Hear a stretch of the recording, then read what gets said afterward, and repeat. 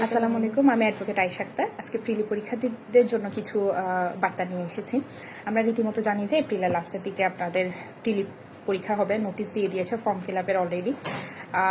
এখানে অনেক স্টুডেন্ট আছেন যারা হচ্ছে প্রিপারেশন নিয়েছেন বা এখনও প্রস্তুতি স্টার্ট করেননি অনেকেই, কারণ পরীক্ষার সার্কুলার কখন দিবে বা পরীক্ষা পাবেন কি পাবেন না এটা ভেবে। আপনাদের আসলে ভয়ের কোনো বিষয় নেই, যে সময়টুকু আছে আমাদের হাতে, আমরা যদি চেষ্টা করি পারবো। আপনারা যদি চেষ্টা করেন অবশ্যই পারবেন। হ্যাঁ, রমজানের মাস, এখন রোজা, কর্মব্যস্ততা সবকিছুর মাঝে হলেও আপনাদের সময়টুকু দিতে হবে।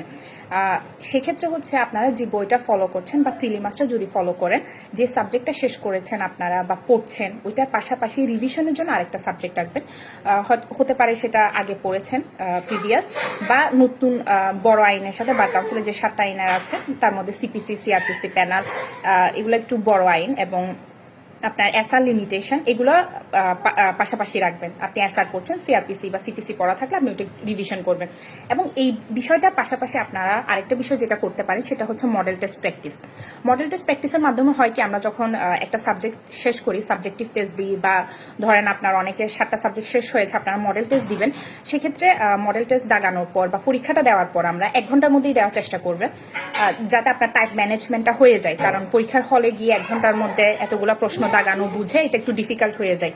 তো সেক্ষেত্রে আপনারা করবেন কি, সাবজেক্টিভ টেস্ট বা মডেল টেস্ট যেটাই দিন না কেন, মডেল টেস্ট মাস্টারে স্পেশালি আপনাদের উত্তরের পাশে রেফারেন্স দেওয়া আছে। সো আপনি তখন উত্তরটা দেখবেন, রেফারেন্সটা দেখবেন আপনার কোন জায়গায় ভুল হচ্ছে। রেফারেন্সটা আপনার টেক্সট বই বা যে বইটা আপনি ফলো করছেন সে বইয়ের সাথে মিলিয়ে নেবেন। মডেল টেস্ট মাস্টারে স্পেশালি এই আপনাদের জন্য এই সুযোগটুকু করা হয়েছে।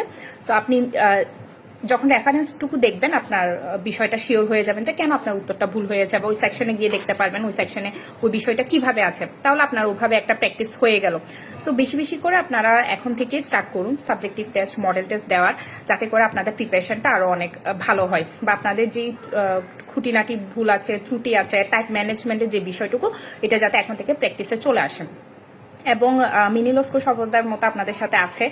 যে কোনো প্রবলেম, পড়াশোনা বিষয়ে বা যে কোনো বিষয়ে ফেস করলে আমাদেরকে যেভাবে আপনারা পাশে পেয়েছেন সামনেও পাবেন, এবং নির্দ্বিধায় আমাদেরকে নক করবেন। আর আমাদের তার সাথে অনেকে দেখা যাচ্ছে যে শুধু বই পড়ে প্রিপারেশনটা বা ওভাবে নিতে পারছেন, একটা গাইডলাইন ফলো করতে হচ্ছে।